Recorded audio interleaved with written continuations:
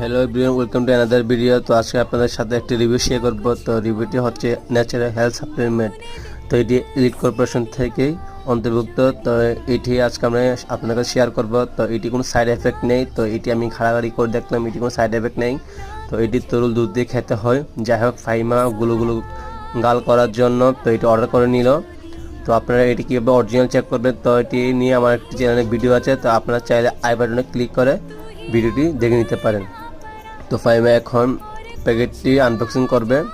তো প্যাকেটটি আনবক্সিং করার পর একটি প্যাকেটের ভিতরে আরেকটি প্যাকেট পাবে। তো প্যাকেটটি সে কী করলো, সিজার দিয়ে এটি কেটে নিল।